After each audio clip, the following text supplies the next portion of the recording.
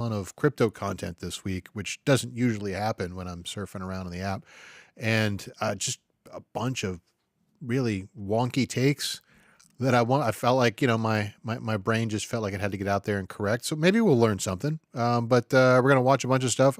Sohail says he's got some stuff for me as well. So we'll discover some of this stuff together. Stay tuned. Let's roll the intro.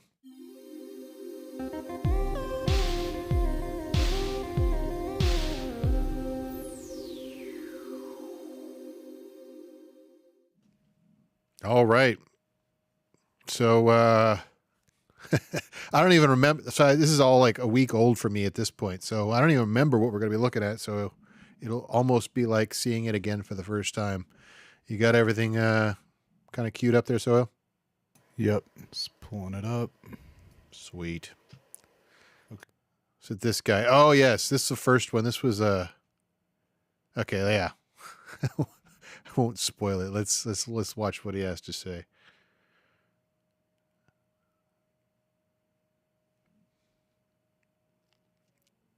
One second. Oh, sure. Shit. I vaguely remember what it was. But it's something like yeah. Who's behind Bitcoin? This comes up a lot. More often, not a lot, more often than I'd like.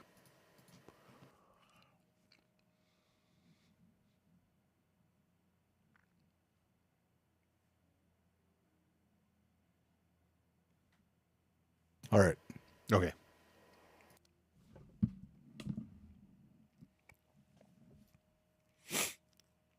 Created SHA-256, which is the algorithmic procedure behind Bitcoin. And everyone said, I'm crazy. I don't know what I'm talking about. Then I'm coming across Twitter, and here is a paper from 1996. And the paper was called How to Make a Mint, the Cryptography of Anonymous Electric Cash. This was written in 1996 by NSA.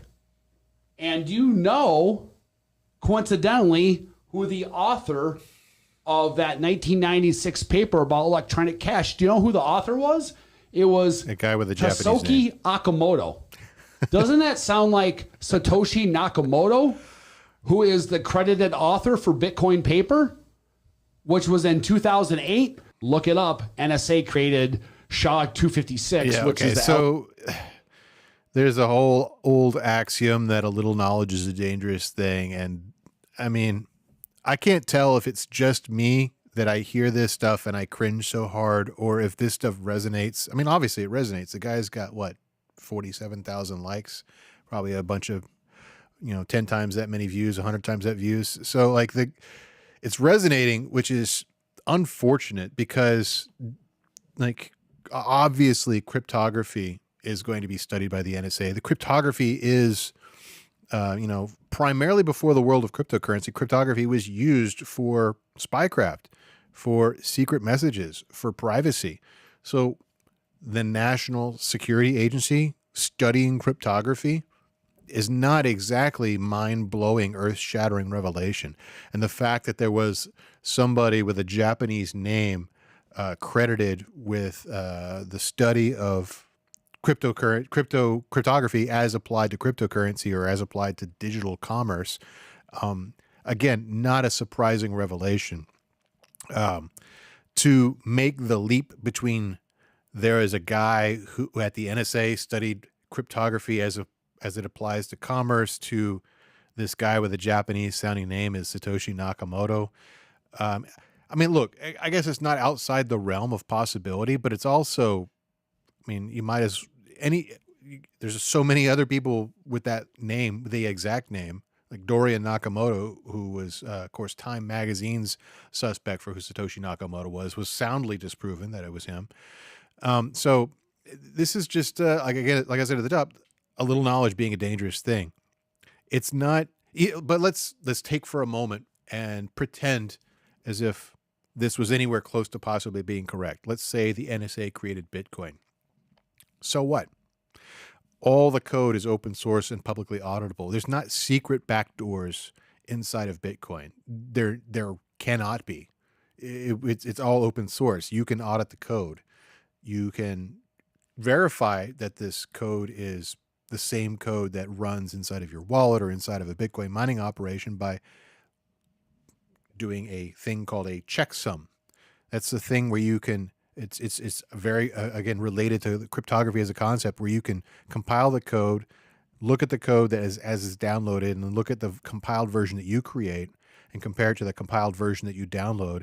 And when the checksums match, that means it's the same code. That's how you can verify that your code is, and even if 1 or 2 bits are off, the checksum is going to be different. So you can't slide something by you. There's no secret backdoors in any of the Bitcoin software. Otherwise, we would know about it. They would be public and open backdoors. Front doors, if you will. Yeah, it would be a front door with a welcome mat. What was that guy's objective there?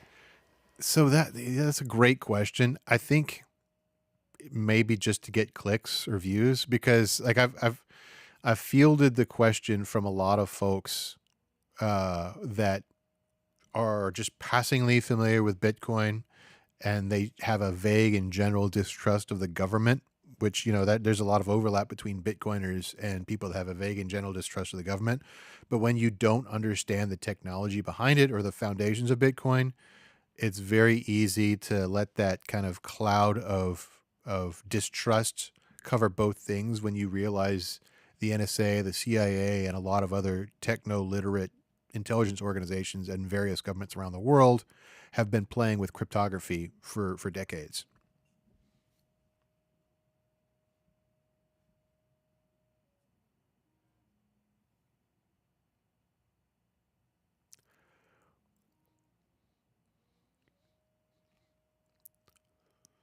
Let me explain. There are a number of promises involved in Bitcoin. Number one was that there is a fixed supply. There can never be any more than 21 million Bitcoin. ETFs are going to be based on shares in something that they make that is based on the price of Bitcoin, not Bitcoin. There is no fixed supply of ETFs. You control your Bitcoin. That's a promise. Who controls the ETFs? They control it. And Bitcoin is pretty easy to understand. Once you realize how Bitcoin works, sending cryptocurrencies is pretty much as easy as sending an email. Whereas ETFs are incomprehensible. No one understands how they really work. And the great promise of Bitcoin is that it is permissionless. We've been waiting for what? Permission from Gary Gensler, which means the blood-sucking leeches, the fake money creators, now have their claws around Bitcoin. Bitcoin ETFs are a big con job. Let me explain. There are a number so that was that.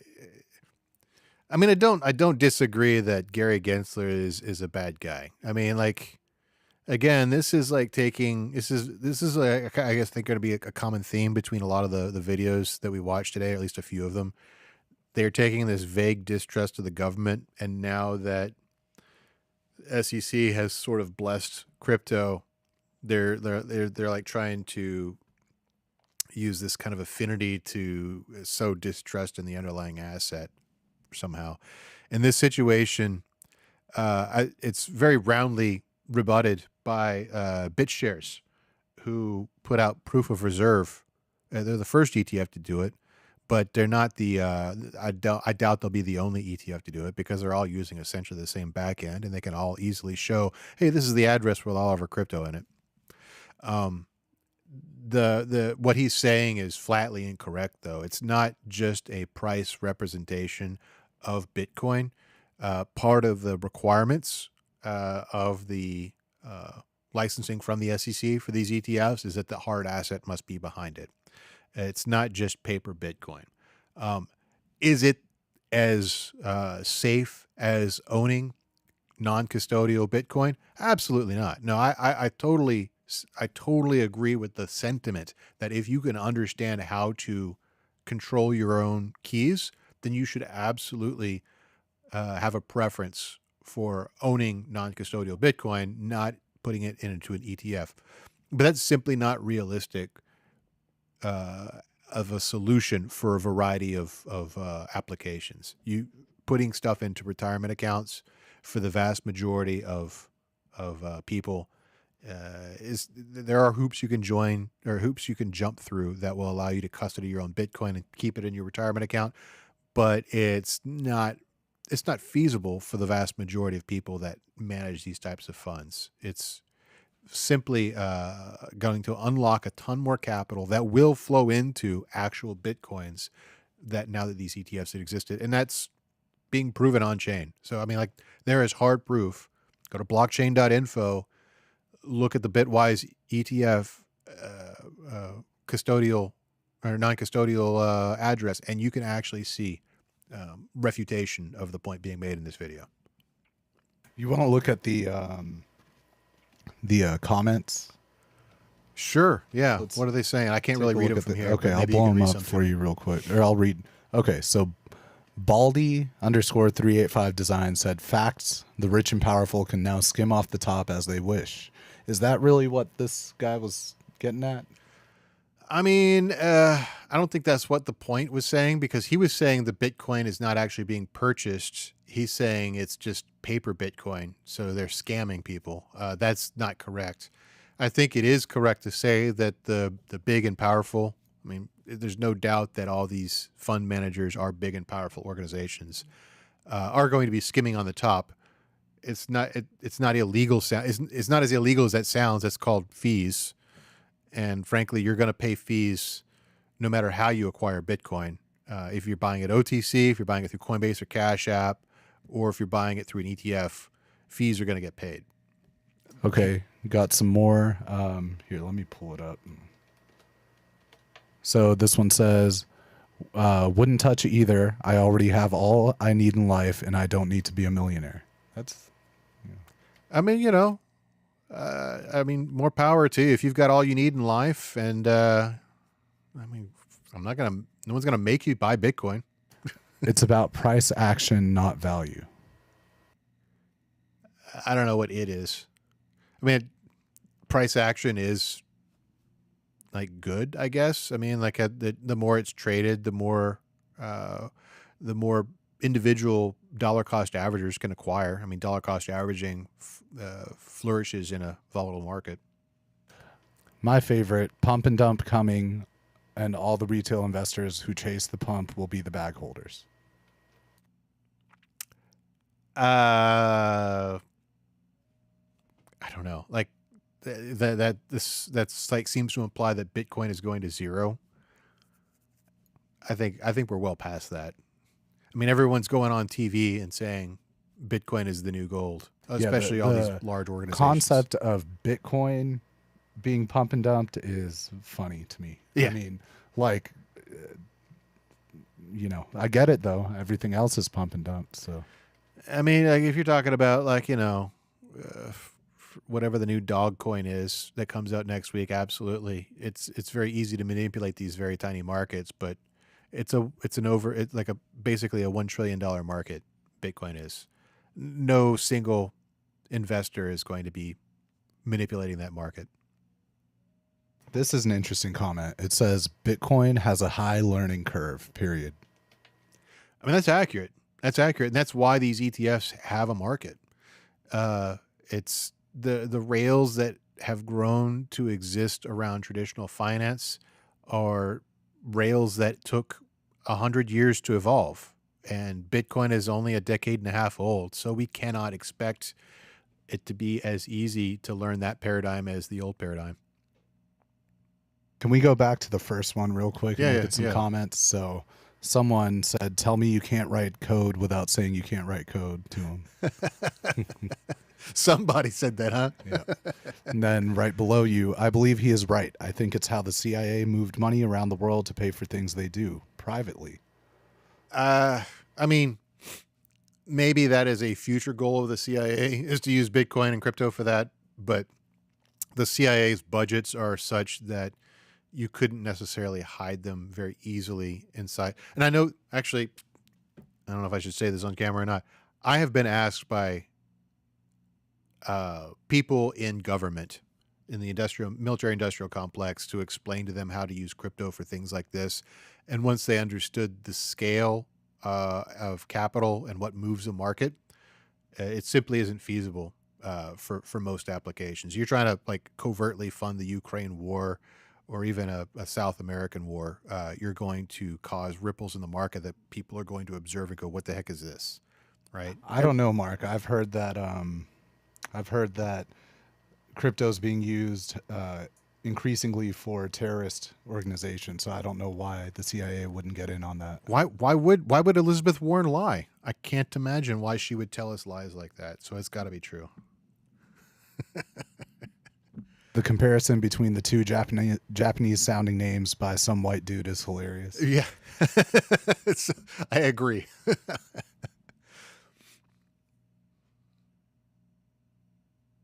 Now we have some lady. Hold on. Yeah. I hate this. God. It's just the audio going muted by default.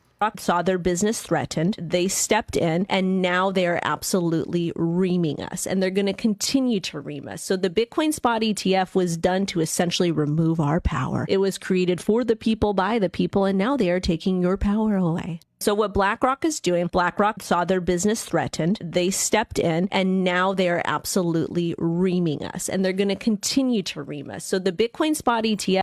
So this feels like it's out of context, and I feel like with context, I could say if I totally agree or totally disagree.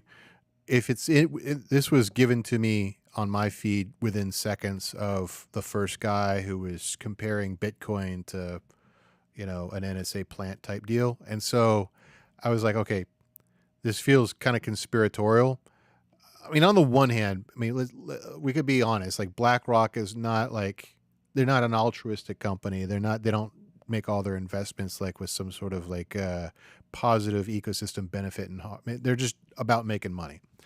I feel like the messaging that comes from Larry Fink and a lot of the folks involved in BlackRock tends to reinforce, I wouldn't say cypherpunk messaging, but at least a lot of the core messaging around Bitcoin and its value proposition. And they know that this is a major new market. And if they neuter Bitcoin too much, it will lose the value proposition that will make people want to invest in it. To me, it's a delicate dance that they're playing. They definitely prefer to be the middleman between you and your cryptocurrency.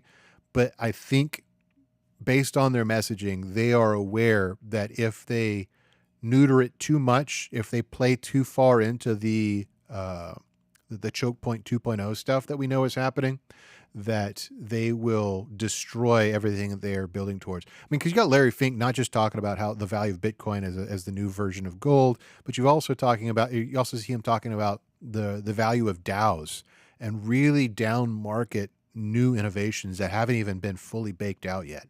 And talking about why those things are good, why it's good to tokenize assets, and why it's good to have transparency on chain. These are not the things you hear from an investment group that is trying to destroy value. They just are doing what hedge funds do, which is trying to profit off of new things. Yeah, it's an out of context clip, but she's not wrong in anything she said, really. She's not. Yeah, it really kind of depends on the context. If I would say wrong or right, like if she's saying, well, they're just trying to kill Bitcoin and play into this whole choke point 2.0 thing, I don't think I'd agree. Not BlackRock. No, that doesn't make any sense. JP Morgan, if she was like accusing them of this, I would absolutely 100% agree. JP Morgan is absolutely trying to choke out Bitcoin crypto and the value it provides. Okay, I'm excited for this next one. My favorite dude. Well, he's tied with Mike Pillow. Wait, right. did this guy die? Oh yeah, no. Right? I'm gonna note to the editors. I'll give you some photographs. John's my buddy, or was my buddy. Rest in peace. Used to work with us at SiliconANGLE back in the day. So control the currency, how much of it there is, monitoring where it goes, are your masters, because you cannot buy a house, pay the rent, send your kids to school, get insurance, get medical care without that fiat currency currently. But what if you didn't have to use that currency? What if when they doubled the number of bills in use and devalued your hard work by 50% that you didn't care because you're not using it? Those who control the currency, how much of it there is, monitor. Yeah, so man, I don't know that I necessarily would have responded to John McAfee or a John McAfee video coming up on my feed back in 2019 because the culture was so much more cypherpunk back then. But now it feels so alien. Like we've become so milquetoast as a blockchain culture that like it almost feels like I'm doing a public service elevating because he's dead right. You know, basically you hear it's almost repeated to a degree that's silly whenever there's a problem on, you know, in the world, some war, some famine, whatever. The Bitcoiners like to go, well, Bitcoin fixes this. But really, John McAfee had it down, just had the facts right. Like all the ways in which government-controlled currency affects every aspect of life and creating a separation between state and finance does work towards fixing so much. And you know, that's it. It's hard to sometimes it's hard to kind of point towards, you know, John McAfee and not have to do a whole bunch of explaining as to why you're not a conspiracy theorist. But I mean, I don't see anything here in what he's saying that doesn't make a ton of sense. And you know, to your point originally, when you brought the clip in, you asked if he had died. Yeah, he died in prison. As a result of relentless persecution from the government. Did he invite it on himself? Yeah, because he said a lot of crazy things, and he liked to literally flip the government the bird and dared the IRS to come after him. But he dared the IRS to come after him. They did, and then they let him die in a Spanish prison awaiting extradition. So that's right. I forgot about that whole story. That's crazy. Yeah. But, you know, I think, problematic past acknowledged when you talk about John McAfee, but the whole ecosystem is poor to have him no longer within it. Huh. That's a good clip right there. Isn't it? Yeah, I honestly think we probably ought to go back and find some old John McAfee keynote footage from different conferences and do some more reaction stuff or chop it up somehow. McAfee deep dive. Dude, he's like, okay, there's a lot of documentaries out there about him. He's a cool, like exciting guy to talk about. I mean, he was on the run for a number of years from the cartels and the governments. My buddy John Casaretto and I had a personal connection to that when we worked with him at SiliconANGLE. We actually, all of his funds in his Swiss accounts were locked up. He had no money, so we're like, hey man, after we did an interview with him one time, we're like, hey, can we get you to write for SiliconANGLE? I mean, we'll pay you, and you know that'll keep you on your feet while you get your money back or whatever. And he's like, yeah, we'll do that. Gave us the most unhinged, wild editorials you've ever seen. But, you know, it allowed us to get close to him and understand what he's about. And kind of, I've got some unreleased footage of him when he came into my office and was talking about internet security that maybe we should do something with at some point. But interesting guy, definitely played a character for the media, but also had a serious and intellectual side to him as well. All right, who's next? Let's see. AVAX Avalanche. Oh yeah, they're doing a lot of media right now. Mm-hmm.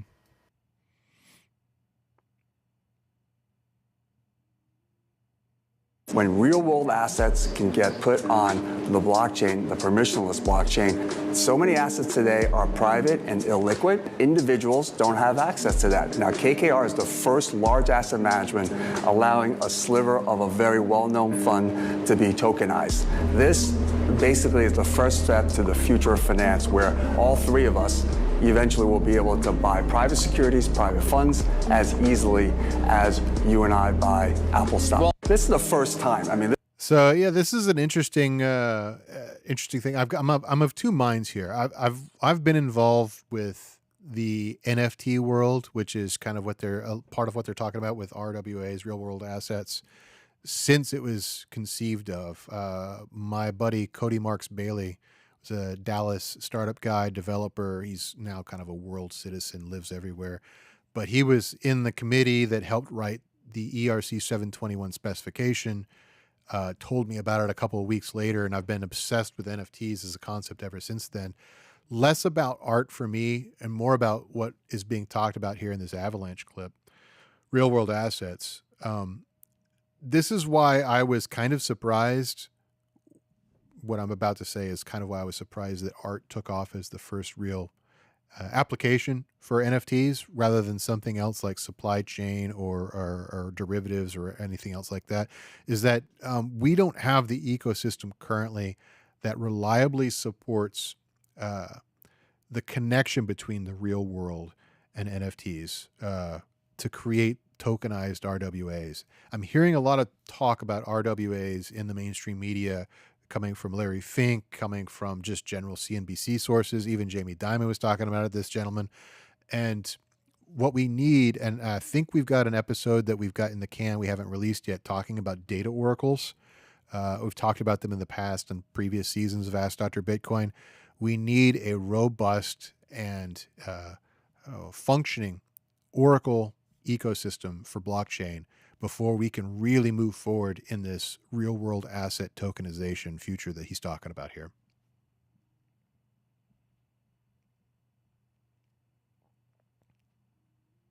Looks like I caught this early. No comments on this clip either. Yeah.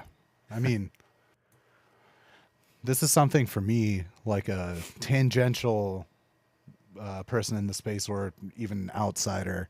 The tokenization of real world assets. No one talks about it unless you're Lee Bratcher, who did a PhD on it. Like, yeah. No one talks about it, which is so.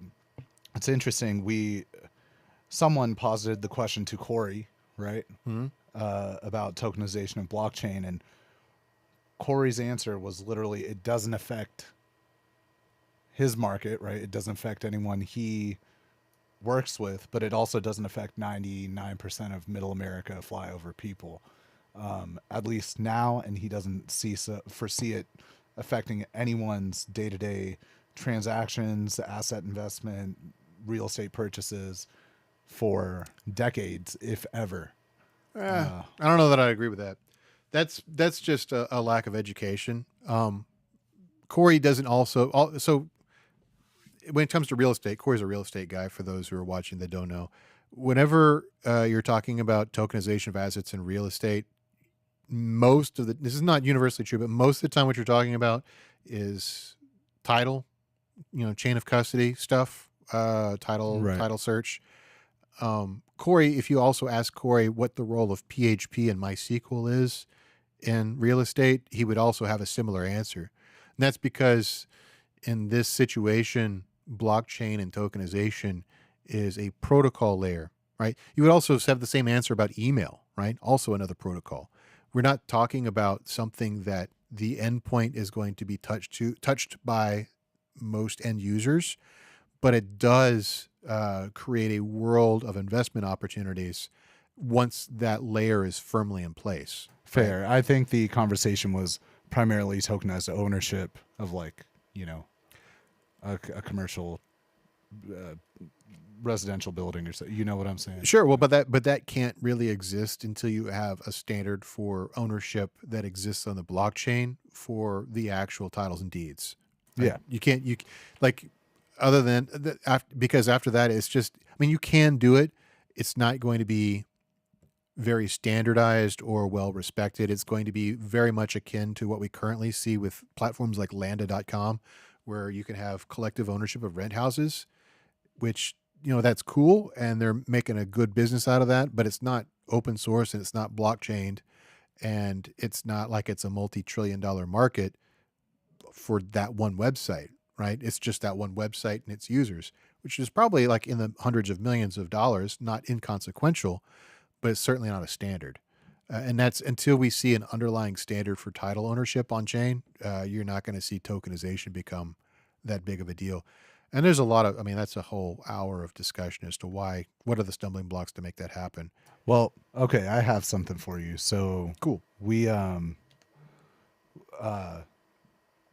2 years ago at Consensus, we interviewed this lady who had this company that was focused on putting, I believe, egg donation data on the blockchain. It was called Egg Chain, right? And people were freaking out at that time about all of these uses, either biotech uses of putting like your freaking whatever pretty personal data on there, to like egg donation tracking and whatnot. And the blockchain people pretend to get it, I think. Do you get it? So I created a proof of concept in conjunction with a old company that I was involved in, now defunct, that was putting your genetic data on chain in a way that could be used, licensed, shared, monetized via, various like genetic studies type things. I don't know necessarily if I get what, because I'm not familiar with this egg chain guys and what their, or gals or whatever their team is. I don't know what their specific focus is, but if it's anything like what I am familiar with in the past, the idea here, at least part of the idea, is that there is a ton of balkanization of standards within the medical field in general. Just like there is in the title and land industry, there's a ton of balkanization of standards and storage methodology, just by virtue of how that industry looks. There's a ton of diversity. There's not a lot of monopoly. When you don't have a lot of monopoly, or you don't have a strong industry organization setting standards at the top, then you have a huge diversity of information management systems. And so the idea that you can create a standardized database, essentially Web3 enabled, meaning the user owns their own data, not a centralized database, but it's still indexable and searchable and licensable, opens up a lot of scientific research that does not currently exist, because the biggest stumbling block, as it turns out, to medical scientific research is not motivation or funding. It's finding the right people to fill out the studies, finding the right medically, filtered people, people with the right genetic condition or the right set of disorders. Just being able to find those people is not something you can do because of HIPAA laws and because of the balkanization of databases that have to do with medical data. Mm-hmm. But if there was a national standard or a blockchain-based standard for having, pseudonymous data available to be licensed for these types of studies, you would find a ton of other secondary applications and benefits that would grow out of that. And so I don't know if that's what these egg chain guys are doing. That's certainly what was the focus of the project I was on. Yeah, I refreshed my understanding of it, and it's database stuff. It's whenever we were talking at that time 2 years ago, there was everyone just spitting out the same buzzwords about ownership and owning your own data and all that bullshit. Well, GDPR left a big footprint in the digital world, right? It was billed as a bit more draconian than it has turned out to be in implementation. But theoretically, based upon how the law was written, it could feasibly be a corporate death sentence if you fall afoul of GDPR, because the fines that are possible to give to a GDPR non-compliant organization would kill all but the biggest organizations in the world, like Microsoft and Google. And it would certainly still damage them if they were adhered to the way that they are written. So Web3, for a time before it turned out that the EU was going to be more lenient than they had, had threatened to be. Web3 really looked like a possible out in terms of how do you still have this data availability layer without having the liability. And the answer with Web3 was you let people own their own data on a publicly accessible platform and make their own licensing decisions. So we got one more of yours and then one of mine, then we'll be good. Sweet.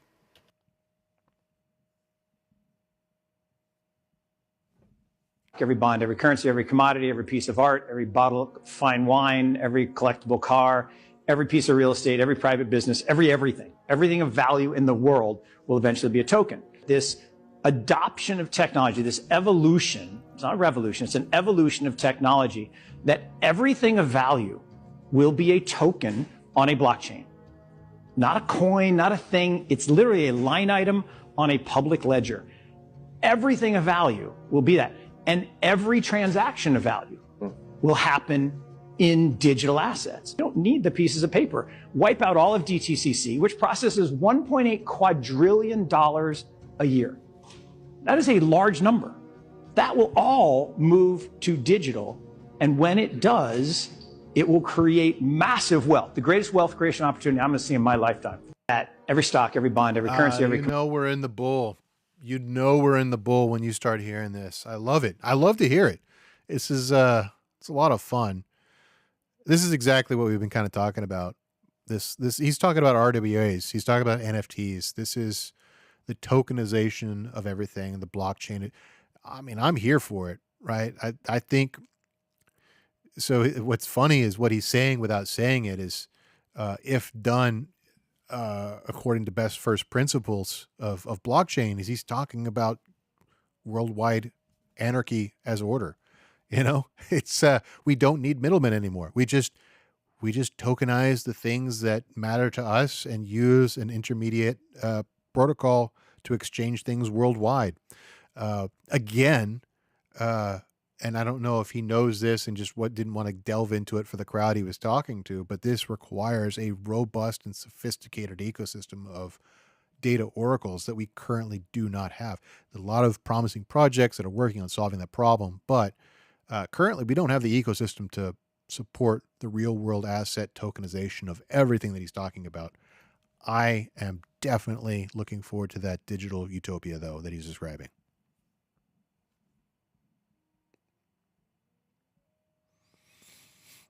So our conversation earlier about EggChain would have been a good segue, but have you heard of this creator? Have you seen her? Have you heard of her? No, I don't know. I don't know that I do, but I think I know the story she's talking about. So let's watch the story and then let's talk about the creator, because I think this is a content gold mine for us. Okay. And I'm like, well, where's this liquidity going to come from? And the Lord says, trust me. That was a pastor for an online ministry based in Colorado who was just charged by the state Securities and Exchange Commission, along with his wife, for running a cryptocurrency scam that took over $1.3 million from his followers. He and his wife then allegedly spent the money on a Rolls Royce, designer handbags, and jewelry. Have you heard of this? I've heard of the story. He recorded a video to try to explain to his $1.3 followers million what is happened. actually not a lot when it comes to It's 9 minutes long, so I made you a supercut. Caitlin and I are being charged in a civil charge Here's a supercut from the Colorado Securities and Exchange Commission for basically selling millions of dollars worth of cryptocurrency that is deemed worthless by the state. Now, the reason that they're saying that it's worthless is because there is no exit for people who have bought. We launched an exchange, the exchange technology failed, things went downhill, and from that point forward, we've just been waiting on the Lord literally for a miracle. So the charges are that Caitlin and I pocketed $1.3 million, and I just want to come out and say that those charges are true.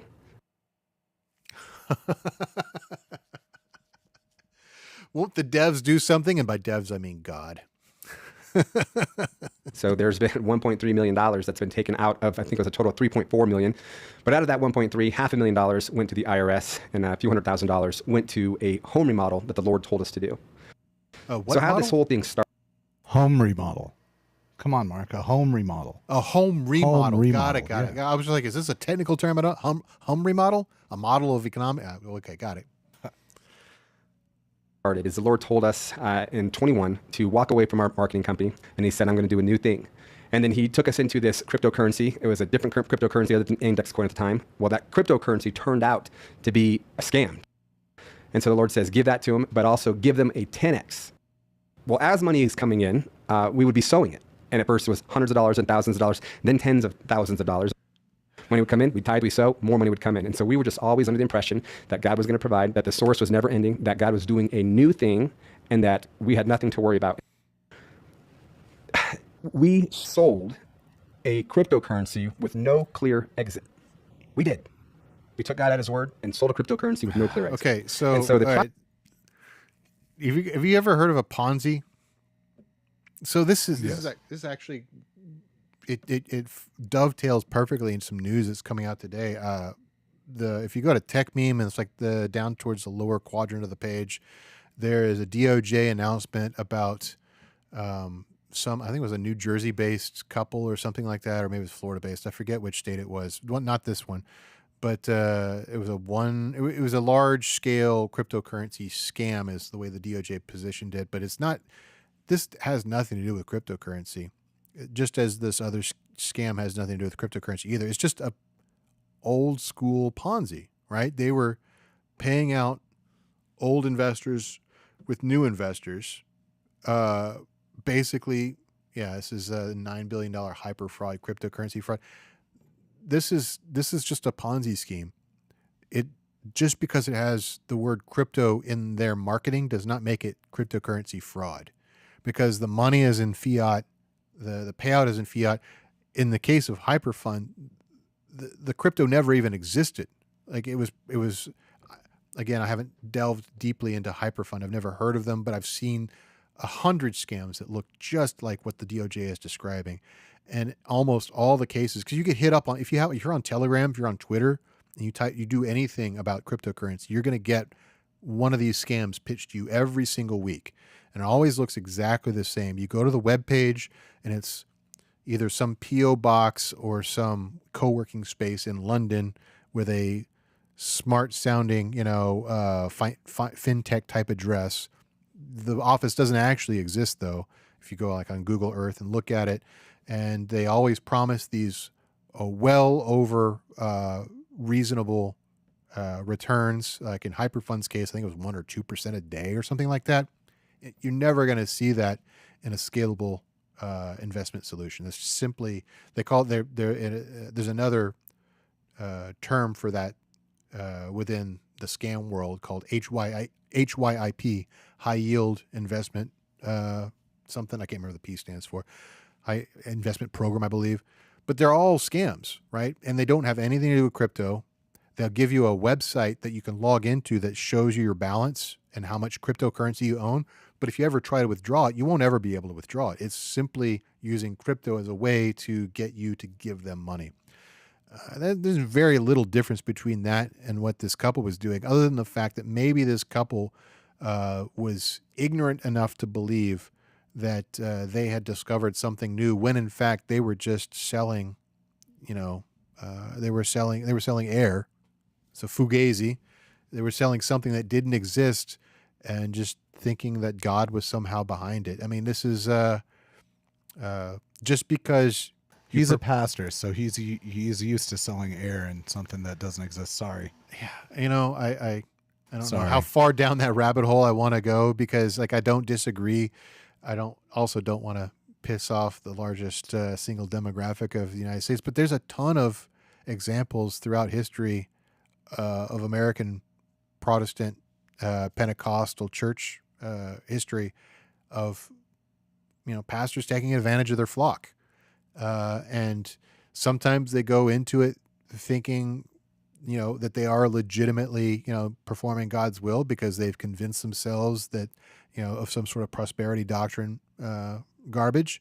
And then sometimes they are going into it with eyes wide open, understanding that what they're doing is a grift and that they just don't care, and their hope is that they just get away with it. I've met both types. Some of you know I was locked up in Beaumont in federal custody. I've met both types while I was locked up. And it doesn't make a difference if you truly intent doesn't matter. Yeah. In this case, I mean, like, I guess there's the legal concept of mens rea, but at the end of the day, if you are ignorant in stealing, or if you were eyes wide open in stealing, at the end of the day, you've still victimized a bunch of people for the same amount of money. Right. So this creator, Molly White, I was looking for this story because it's about a week old or week and a half old. So Molly White is a researcher, software engineer, writer, and prominent critic of cryptocurrency and blockchain-based projects. Also, shout out to Molly White for compiling that video. But she is best known for her website, Web3 is Going Just Great, which documents only some of the many disasters in the cryptocurrency and Web3 industries. That's where I know this name from. So I didn't recognize her face, but I know the site. I would say he's a friend, but I've kind of we've written each other off. Somebody was in the Free Ross DAO project with me, decided he was going to troll me the entire time I was in prison, and once a week he would print out every article from Web3 is Going Great and mail it to me. Wow. Just so I have an extreme personal hatred for that website, because it's not good faith criticism of cryptocurrency. It's just someone has made their entire personality of I hate blockchain, and so I'm going to make it. That's what I'm saying. We should critique everything she puts out. I'm down. Correct, Sure. yeah. Web3 is going great. Is going great. That's the new show we're doing. Mark, you have a lot of falling outs. Are we ever going to fall out? I don't. I'm old. I've only had maybe like a dozen falling outs in my life, my 45 years. It's just, there's a lot of, it just sounds like a lot because I bring it up. Yeah. I hope not. I hope not either. Okay. I'm done. I got to pee real bad. Well, you should do that. And we've got all the videos done, so I appreciate those that stuck around on Instagram and Twitter and everywhere else. Cool. Hey, thanks for watching The Merge. We've got a ton more stuff for you to watch on YouTube, on Instagram, on TikTok, everywhere. Check us out.